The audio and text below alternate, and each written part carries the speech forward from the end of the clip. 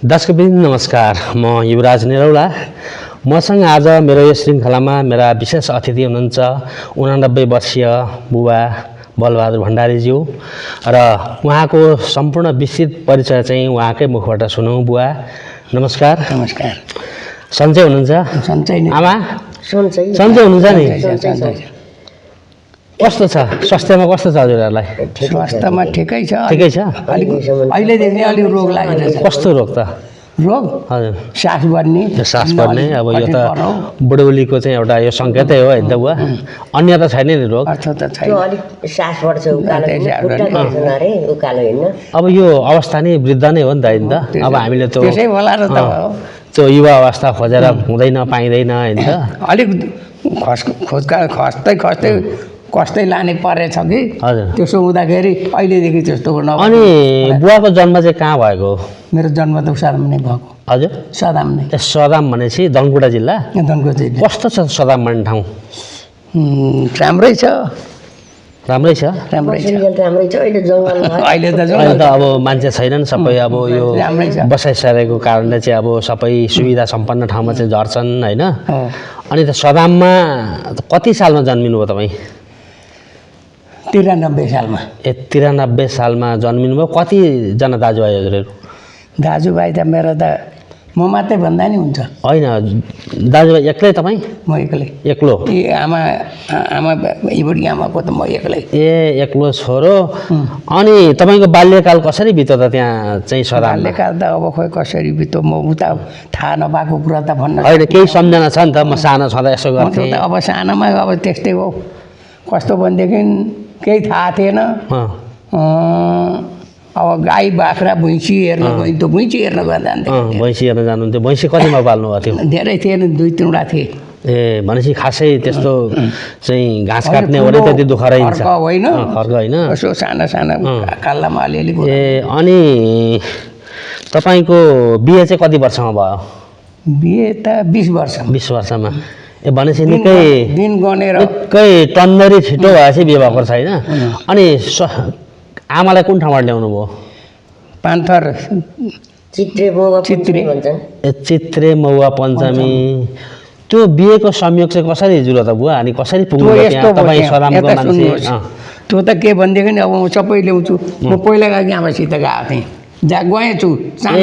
आमाले लिएर जानु अन्त जानुभयो? मलाई थाहा झड्केल बाउसँग बसाइभयो? बसाइभयो। बाउ नै यिनी हुन् भन्थेँ म। पछि बुझ्दै लाँदा होइन रहेछन्। अब हेर्नुहोस् है, त्यहाँबाट अन्त त्यसो हुँदै हुँदै अनि अब बिहे गर्ने बेलामा म आमाले भनिदिन् म साली मागिदिएँ, माग बिहे गर्नुपर्छ भन्नुभयो। भयो त अब त मलाई त्यति थाहा भएन। अन्त त्यसो भनेपछि बिहे गर्ने कुरा भए।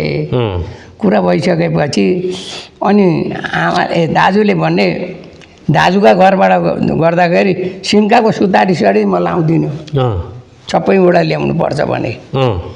अनि आमाले भने त त्यसो भने म मेरै घरबाट गर्छु। ठिकै छ त, मैले मागी केटी भन्दा मैले मागी केटी दिन्न भने। दिन्न भनेपछि म नि नगर्ने परेँ। म नगर्ने परेँ, भइहाल्यो, नगर्ने परेँ। अन्त मामल दाजु र ठुलाउले, माइला ठुलाउले हामीहरू गएर उभियौँ, हाम्रो इज्जत गयो। त्यसो नगर्दे, बिहे गर, पछिबाट छोड जे गर बरु, अहिले चाहिँ बिहे गरिदिए भन्नुभयो। अनि त्यसो हुँदाखेरि सबै कुरो दाजुमा लगेर बिहे गरेको हो। चित्रे जन्ती गइयो? बाजा बजारै ल्याइयो? बाजा बजाएर डोली सबै कुरा गर्यो। अनि आमा, अनि पहिलोचोटि माग्न आउनुभयो नि उहाँ? तपाईँलाई कस्तो मनमा कस्तो खोल्दै, कति वर्षमा हुनुहुन्थ्यो त्यति बेला? त्यति माग्न पनि पो गइएन हो र? दाजु नै गएर कुरामा ए सबै। अनि बेहुला बेहुलीको त्यतिखेर केटाकेटीको देखभाल हुँदैन थियो? होइन, देख्दा भएकै हो। ए भएकै हो? भएकै हो। अब दाजुकी साली ए भनेपछि पहिल्यै चिन्जान भएको? दिदी पहिला गएकी, दिदी पहिला गएपछि अनि दिदीलाई साथी मुई बसेँ कि। ए अनि नचिन्ने त कहाँ कुरा नदेख्ने त साथी भन्नाले सदाममै? सदाममै। ए उही भनेपछि अहिलेको जमाना जस्तो लभ त होइन नि? होइन। ए जस देखेको, जानेको, बुझेको होइन? अनि दिदीबहिनी त धेरैजना नि आमाका? धेरै, 7 बहिनी हुन्। 7 बहिनीमा दिदी बस्नेतलाई दिएको थियो। बस्नेतलाई दिएपछि 9-10 वर्ष बस्दाखेरि कुटेर यत्र लौराले 5-6 किलोका सिराक त भुट्टो धुजा पाए ए दिदीलाई दिदीलाई फेरि माइत गएर त्यस्तो लाटो छ दिन अनि ज्वरो आयो आएपछि मकै भदौका दिन मकैको रास लाउँदाखेरि एउटा गोको पोलेर खाँदा तमासै हुने त्यस्तो समय खराब थियो नि त होइन अब बुहारीहरूलाई हेर्ने दृष्टिकोण अर्कै थियो हुन चाहिँ अब त्यो सासूले नै पेल्थ्यो है फेरि होइन दुश्मन त छोरी मान्छे नै हो नि होइन छुछुनी उसिने नि भरारमा अरे सासूले दसैँमा चिउरा कुटो अब मुरी तिसपारी चिउरा कुट्ने त्यो खसी काटा दिने त्यति दियो भरेर मानाले अनि हड्डी खड्डी पकायो त्यहाँदेखि अर्को मासु देख्न नपर्ने त्यस्तो एक त्यो बुहारीको त जीवनै होइन यो शरीरै होइन त्यो त अर्कै हो भन्थे हौ त्यति बेलै के रहेछ त त्यो त्यस्तो होइन रहेछ नि होइन नि त्यो त अब त्यो त देखि एकदम मलाई निजा लाग्थ्यो यो के गरे होला त शरीर त एउटै हो त ती सासू त्यो बुहारीले त रातिदेखि उठेर धन्दा गरेका छन् त्यसलाई चाहिँ खान त्यो आफ्नै छोरी जस्तो होइन अनि कस्तो भनेदेखि मेरी मावला आमाले के भनिन् अरे भने त्यो चाहिँ भनिन् हो कि त्यहाँ त अब त्यो पछि हामी त टुरा पऱ्यौँ तल हेर्नुहोस् है र अलिक त्यस्तो भएन अनि म अब खालि मकैको ढिँडो मात्रै पिठाको ढिँडो मात्रै त्यो पनि पानी उम्लियोस् कि नउम्लियोस् बसायो अतपत्त थालिहाल्यो अन्त अब के जस्तो सुकै आफूले खानु परेको छैन तर अहिले स्वास्थ्यको दृष्टिकोणले नि बुवा त्यतिखेर हामीले लुकेर ढिँडो खाएको हेपेर ढिँडो दिएको ती नै मान्छे बलिया निरोगी छन् नि होइन त एकदम ती जाउलो खाने त मान्छे रोगी भएका छन् सुगर राखेका छन् होइन त हो अन्त त्यसो भएपछि अनि अब कान्छी छोरीबाट बसेकी माथि हाम्रो मामला आइ अन्त त्यो ढिँडो खाँदा बिलिक गरेर टाउको मेरो त टाउको बिली गर्छ नानी खास काट्न हिँडे रोटी लालिदिनु भन्नुभयो अरे नन्दालाई भन्दाखेरि नन्दाले भन्नुभयो अरे आमा भनेर है आमा त टाउका ढिँडो पुग्छ अरे रोटी हाल्नु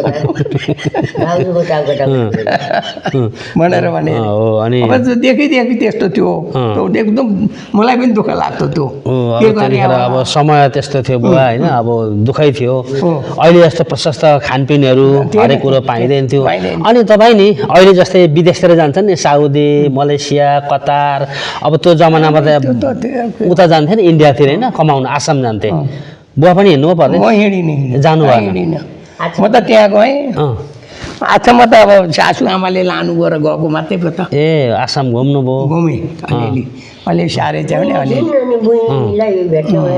अन्त त्यसो हुँदाखेरि मलाई लिएर जानुभयो कि मलाई साह्रै दुःख लाग्यो म गरिब एकदम एक मानव आधा चामल लिएर निक्लेको पकाउने पनि थिएन पोल्ने पनि थिएन अघि भन्दै हुनुहुन्थ्यो नि तपाईँले के अरे मलाई चाहिँ आमाले अर्कैसँग लिएर गएर चाहिँ हुर्किएको भन्नु तपाईँ भण्डारीको छोरो तर कसका घरमा लिएर जानुभयो खड्का खड्का घरमा हुर्किनु हो पौडे खड्का भनेपछि तपाईँलाई भन्दा पनि यतै उतै त्यसै कहिले उता कहिले यता त्यस्तै गर्यो माया चाहिँ गर्नुहुन्थ्यो झड्केला बाबु पनि गर्नुहुन्थ्यो त्यतापट्टि अहिले चाहिँ अरू जस आफ्नो आमापट्टि खड्कापट्टिका छोराछोरी छन् छैनन् छोरी छन् अहिले एक बहिनी त यहाँ रञ्जनी छ ए भनेपछि तपाईँहरूको आउजाउ राम्रै छ मैले हुर्काएको मलाई नै मान्छ सम्झिनुहुन्छ तपाईँलाई दाजु भनेर सम्झिनुहुन्छ कहाँ गरेर कति बेला आउँछस् भनेर हो सानामा माया गर्नुभएको थियो होइन बोक्ने उचाल्ने जे गर्ने दाजु नै यही हो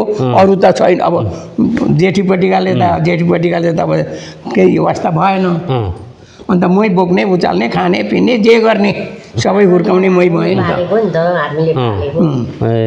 अन्त त्यसो भएर अनि त्यतिखेर तपाईँहरूको तराई मधेस भन्ने त थिएन नि त्यतिखेर मधेसमा थियो आउँथ्यौँ हिउँदामा कहिलेकाहीँ आउँदाखेरि यो राधानगर भन्ने तल बलुईमा बङ्गालीहरू 2 बिघा जमिन तेरा नाउँमा राखिदिन्छु अहिले पूर्जा उठाइदिन्छु आइज भन्थे मर्ने हौ औलाले खुद्रो मरेकै देखिने डरले आइएन नि अनि डरले सकिएन त्यसै कहाँ भनेको त्यही त पछाडि त रहर लाग्यो नि पछि रहर लाग्दा मधेस पाइएन औलो उल्मुनन भएपछि रहर लाग्यो पाइएन दाजुहरू झर्ने परे म तपाईँहरूलाई त्यतिखेर चाहिँ तराई त्यस पछाडि कस्तो किसिमको चाहिँ यस्तो भए चाहिँ हामीलाई तराई हामी यसो गर्थ्यौँ भन्ने चाहिँ होइन, त्यो त जस्तो हामी दुःख पाएका जस्तो भए पनि हुन्छ। म पुगेका थियौँ हो कि, तर के भयो भनेदेखि दाजुको र ठुलेमाको छोराले तँ अलिक डुलेको छस् मधेसतिर, तँ जा भन्नुभयो दाजुले, मलाई पठाउनु दाजुको हुँदो, ठुलेमाको छोरो उसले किन्ने भएर गयौँ। जाँदाखेरि कथा जस्तो छ। अनि शुभ बाजे बेटनगर त्यहाँ गयौँ। त्यहाँको पनि गयौँ, यो दमकमा आयौँ। त्यहाँ बालु मात्रै थियो, कहीँ थिएन, माटै थिएन त्यति बेला। घर चाहिँ अलिअलि बनेका थिए। त्यहीँ आएर राति सुत्यौँ, पैसा बोकेका छौँ। अनि मैले भने होइन यसरी नगर्नु, जाउँ विराटनगर रुपियाँ राख्नु, जता जता डुलौँ न, ढुक्क हुन्छ। यो पैसा बोकेर यसो गर्नु त हुँदैन भने मैले भने लु त्यसै गरौँ त भनेर यहाँबाट खोज्दै खोज्दै गएको, खालि बगरमै देखाउने, बगरमै गयौँ। काने पोखरी निक्ल्यौँ र त्यहाँबाट तल राधानगर भनिन्छ त्यहाँ गयौँ। त्यहाँ जाँदाखेरि धम्का भन्थे, तल गयौँ भएर भन्नेरी। त्यहाँ जाँदाखेरि एउटा दालो घर थियो। त्यो भाइ चाहिँ अब भन्नु ठुलेको छोरो चाहिँ उताबाट मात्रै आएको, यता माथिबाट नगएको। उतै हो दालो गर्छु, राति चाहिँ अँध्यारो भएको छ, 7-8 बजेतिर छ। उतै हो दाल गर्नु, बत्ती बाल्या छ। कहाँ हुन्छ बित्थामा तिमी उल्का कुरा गर्छौ भन्छ। होइन त्यही हो भन्छु। अनि उहीँ पुग्यो, यताबाट उहीँ पुग्यो। अब उसले पत्याएन, घरभित्र हेरेर मान्छे चिनेरमै बर जाऊ। अनि त्यहीँ बस्यौँ र भोलिपल्ट चाहिँ नि लगेर बुझायौँ। अनि म बुझाउँदाखेरि के भयो भनेदेखि म लगेर पैसा बुझायौँ। अनि तिमीहरू किन आएका त भनेर भने, साह्रै प्यारो गर्थे भनौँ न सुबाजेले। अन्त यस्तो यस्तो भएर हामी पनि अलि मधेसतिर जग्गा ल्याउँ भनेर। मेरो जग्गा छ नि जोगमुनिमा, तिमीहरू सिमाना बस्न सक्छौ न, 500 रुपियाँ बिघा। तर बस्न सक्छौ न, अब के गर्नु, इन्डियाको बोर्डर, इन्डियाको बोर्डर, तिमीहरूलाई साह्रो पर्छ। त्यस्ता लाट तिमीहरू एउटा म्युनिसिपालिटीमा गयो ढुँडो खाएको, अरू केही जाने छैन भनेर भने। उनकै जग्गा खाएको थियो अंशमहरूमा। अन्तखेरि त्यहाँबाट अनि त्यसो भने, अनि नभन्दै त्यसो भनेपछि अनि जग्गा यहाँ कहाँ कहाँ मनपर्छ त तिमीहरूलाई भने, काकममा भएको जग्गा बेच्छु भनेको, भनेको बेलबारी, बेलबारी मुनि बेच्छु भनेर त्यो हंसमरुङ किन्दाखेरि बेच्छु भनेर हातमा लिएको थियो। सबै जग्गा जति मैयानी लाग्यो कि, अनि बेच्नेमा भएर सबै झिकाएको नि त उनीहरूले। अन्त त्यसो गरेका थिए। त्यो हंसमरुङ सबै सो बाजेको हो। अन्तखेरि यहीँ विराटनगर। अन्तखेरि त्यहाँबाट बेच्छु भनेर झिकाएका थिए। झिकाएपछि अनि के गरे भनेदेखि दिए, सबै बाँडे, मै जतिलाई सबैलाई जति जति जे हुन्छ पैसा अलिअलि। सिँगाने बुलाकी भन्दिनँ बाबु, पैसा ल्याऊ भने ऊ आसामी हामी स्याउ भन्दै तमसो गर्दै जग्गा किने। पैसा सबै बुझाउन सकेन। जहिले यो जग्गा बुझाए, पैसा बुझाइसक्नु अनि लानु तिमीहरूको धनी पूर्जा भने, धनी पूर्जा सबै बेला पारेर राखेँ। कति सस्ता जग्गा नि त्यतिखेर। त्यति बेला 3 मुरीको 1000 थियो दाम चाहिँ। दर्शकबिन, हाम्रो इतिहास भनेको यहाँले सुन्नुभयो। यस्ता बुढा बुवा आमा हुनुहुन्छ, उहाँहरू हाम्रा जिउँदो इतिहासहरू हुनुहुन्छ। उहाँहरूले भोगेका, उहाँहरूले देखेका कुराहरू कुनै पनि किताब पढ्नु पर्दैन। वास्तवमा हाम्रा किताबहरू, पुस्तकहरू यहाँ हुनुहुन्छ। हामीले उहाँहरूले भएका कुरा हामीले अनुसरण गर्यौँ भने पक्कै पनि हामीले त्यो इतिहासको हामी ज्ञाता हुन्छौँ, बुझ्नेछौँ। अनि बुवा, अनि त्यहाँदेखि के भयो भन्नुहुन्छ भने, लु मडवारीको जग्गा छ बयरबनमा, लिन्छ। बयरबन कस्तो लाग्छ भने त्यहाँ भए त लिन्छौँ भनेर भन्ने कुरा भयो। अनि बयरबनमा छ भने कति छ भनेर भन्दा 9 बिघा छ भन्छ। मेरो आसामी हो, तर पैसा उठाउँला भनेर भने चाहिँ होइन, बेच्छु भनौ र सुनाएको तिमीहरूलाई, तिमीहरू मेरा मान्छे हुँदा भने। अन्तखेरि लु जाओ त त्यहाँ भने एउटालाई पुर्याउन लाएर पुर्याइदिए। अन्त त्यहीँ बसेर कुराकानी गऱ्यौँ, बस्यौँ। अन्त लु तिमीहरूको जग्गा, अब तिमीहरू जग्गा किन्छौ भने अनि दाम कति छ त मालिक भनेर सोध्यौँ। 1600 भनौँ बिघाको। अन्त अब त्यत्तिकै अन्त सोधेर आउनु भनेको छ। अन्त गयौँ।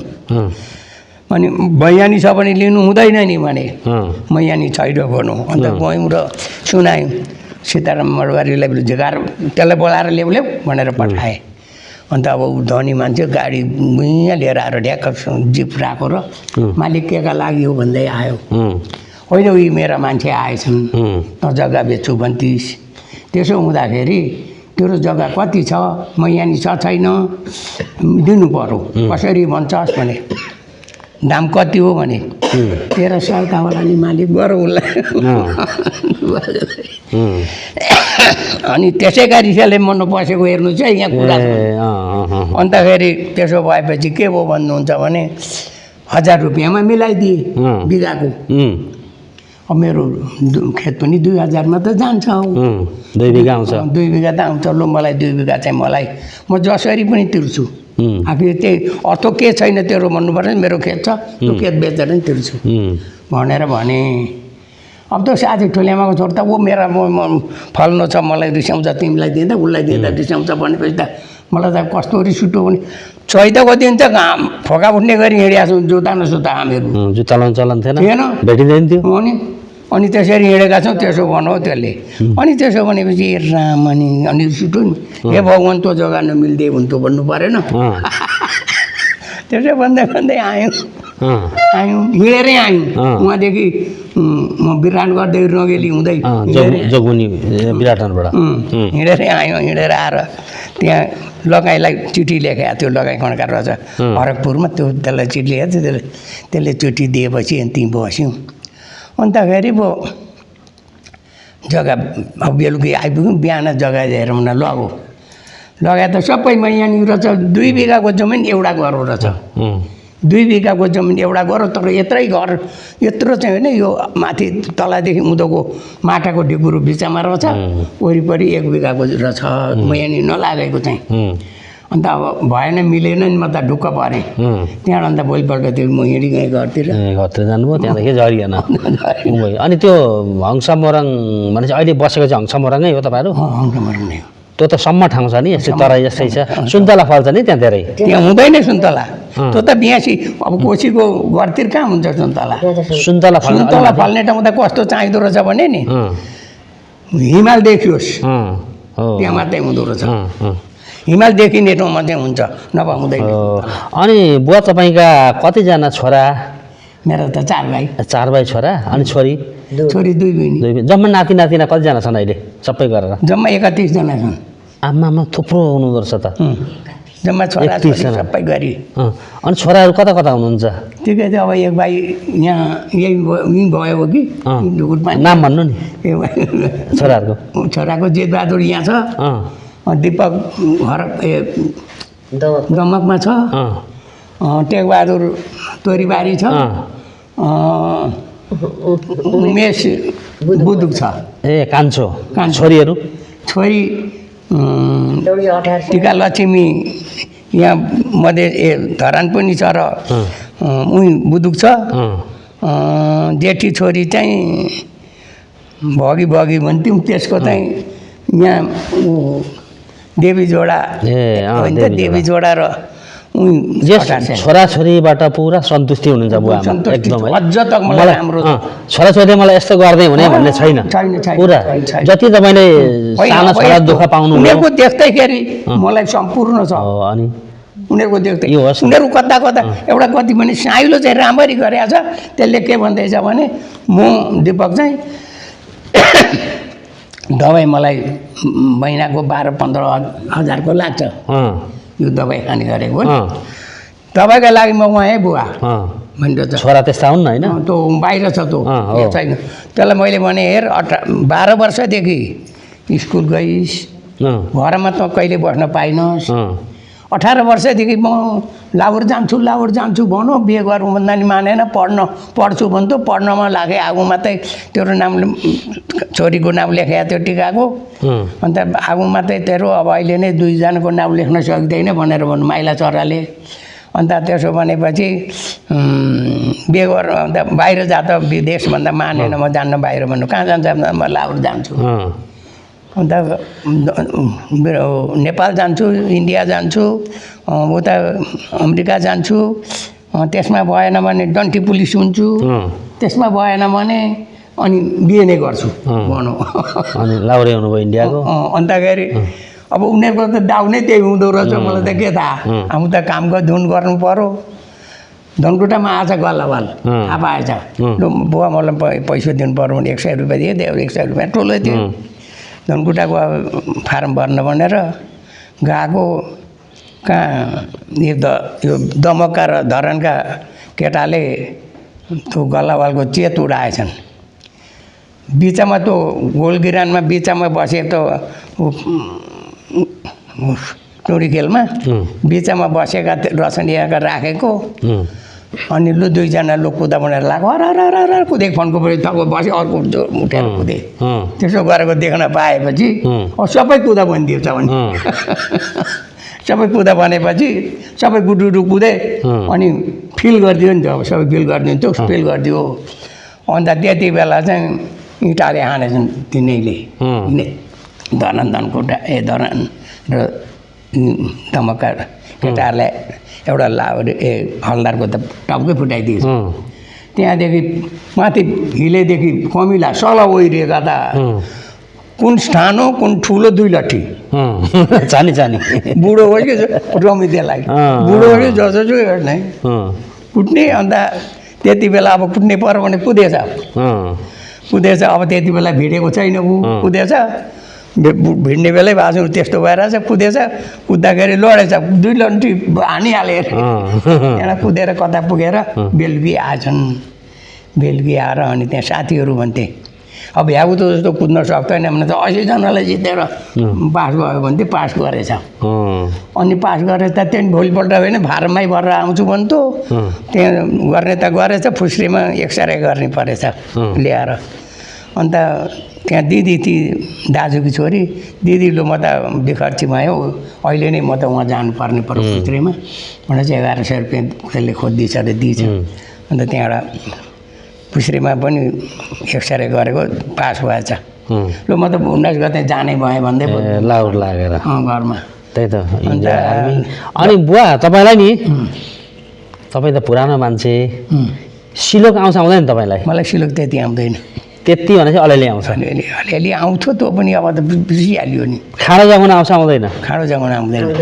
के आउँछ भन्नु त बुवा आउँदैन केही पनि आउँदैन मलाई सिलोक आउँथ्यो अलिअलि त्यो सिलोक पनि अब बिर्सियो आमालाई नि आउँदो सङ्गिनी त नि होइन होला